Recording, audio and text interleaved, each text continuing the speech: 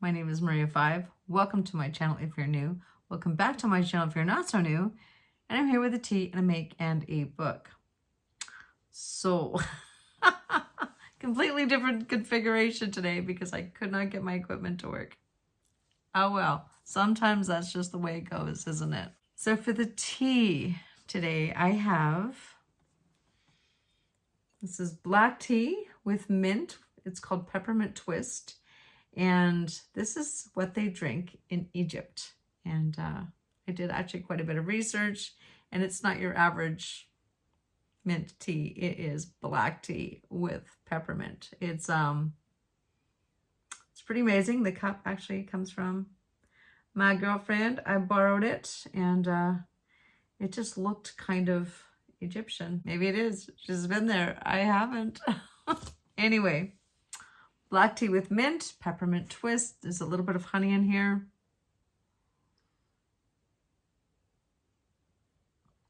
It is amazing. I am so happy that I actually discovered this tea. And I wouldn't have without the book. But I did a bit of research and that's what they drink. So, an amazing tea. Just a little bit of honey, just to sweeten up and balance out that peppermint. Egyptian coffee culture, tea culture is really, really big. There are so many coffee shops and tea shops there. And it's part of the culture. You sit there, you play backgammon, you drink tea. It's an influence from the Ottoman Empire. And yeah, just it spread out to neighboring Arab countries. Ahwas, Egyptian coffee houses, where people gather and talk and, as I said, play backgammon. It's all very strong and it's served in small cups. And yeah, sweetened and sometimes with a little bit of cardamom. This does not have cardamom, but you could easily add cardamom to it. And yeah, loose leaf black tea with mint. The other big teas there are hibiscus and chamomile. And we all know how I feel about chamomile. Not so much, but hibiscus tea is actually pretty good. It's got that little bit of tang, that little bit of bitterness, which again, if you add a bit of honey, just mellows it out. So that is the tea for today. And as for the make, I have nothing Egyptian, like, I don't know. So I figured it didn't really matter which make I gave for you today. So if you will remember the Wedding People, a vlog I did, I don't know, 6 weeks ago, I was in Calgary. I did a purse. This purse is version 2 of that. It is here. I have glued a cameo on there to hide the clasp that's inside. There's a zipper in the proper place this time. And this one's got sidewalls. So yeah. You know, it's enough to carry a phone, and you could put the tickets in the pocket, carry a phone, carry your keys, and off you go. Underarm clutch. Yeah, so I don't know. I'm pretty happy with it. And then a little bit about these nails. These are the nails for this week's vlog. And I bought some new glue. And I had not actually bought rhinestone glue in a long time. And these ones, so I put the rhinestones on, you know, glued them on and waited and waited and waited and waited. And then about half an hour later, they were still moving around on my fingers. And I just thought, what?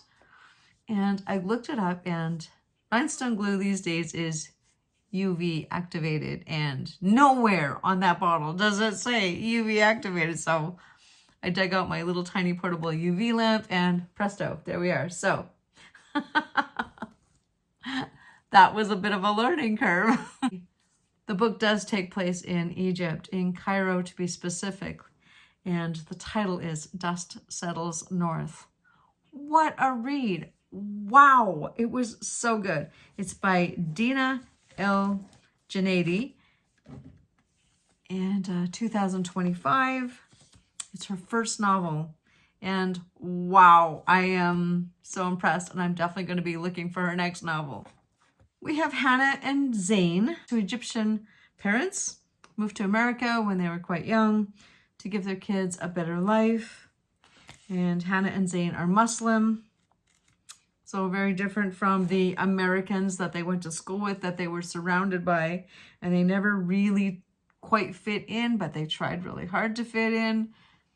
as we all did back then. We all wanted to be part of that. I don't know if that's so. I think nowadays it's much more celebratory to celebrate your individualism, and back then, no, you needed to be part of the crowd. So there's that. So when they get to Egypt, they also do not fit in because they're, not really part of one particular culture. So Hannah and Zayn's mom passes away very suddenly, and they are off to Egypt to do the full burial, the full ceremony. And Hannah's just about to embark on a law degree at Columbia. And Zayn is working at a job in Philadelphia. He's a writer, a news reporter.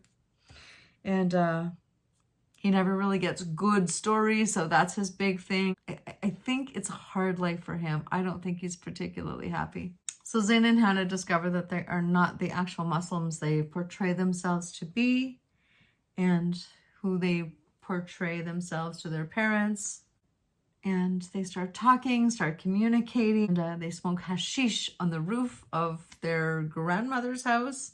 And it's really eye-opening for both of them. And they decide they're going to stay in touch a little more, keep close, because, their family's dwindling. So yeah, they just make this decision that they're going to try and really open up a little bit to each other. So they're on their way back to the airport and back to America. And Hannah decides she's not going. She's going to stay in Egypt. So on the way back from the airport, she decides she's going to find a place to live. She'll find a job. She will figure this out. She's going to give up her place at Columbia for the law degree, because really that was just her mother's dream anyway. And was it really her dream? She's not really sure. She's not really sure who she is and what she is. And so things have opened up for her. Her eyes have been opened, and maybe her mind a little bit has been opened. So she decides she wants to get to know her mom a little better, and Egypt a little better, and the whole Egyptian culture a little better. And she gets in touch with her mother's best friend, who did show up at the funeral, and everyone basically yanked her away, saying, we don't talk to that person, blah, blah, blah. And so, of course, there's a bit of mystery, but Hannah finds her, contacts her through Facebook, and they meet. And she starts to get to know a little bit of what her mom was like in Egypt before they came to America, before she had kids. Nona is her name. Her mom went to rallies, talks, fought for women's rights, fought for women's equality, and fought for women's power.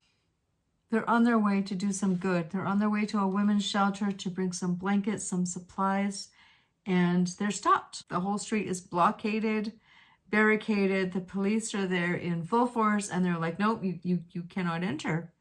And they're, but we're just here. And they're like, nope, no one's allowed in. And apparently what happened was a man came in to the women's shelter and started busting up supplies and yelling and screaming until his wife came, until they presented him back with his wife.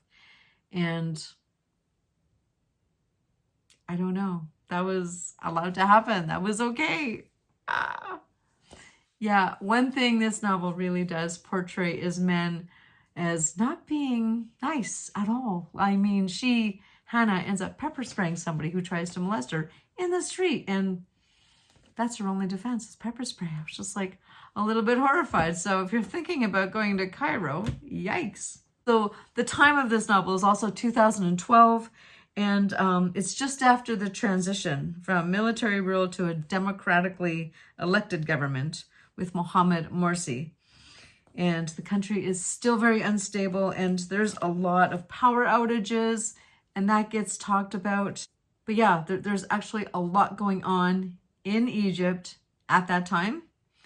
There's a lot of political unrest, and and people are talking about it. They're talking about it in the cafes and the streets, and there's this feeling because nobody's happy. They weren't happy with the government before, but they're not happy with the groups that are trying to oust Morsi, going, oh, look how bad they are. They're, they can't keep the power on. It's only for 1 hour, but it's random and it's really chaotic.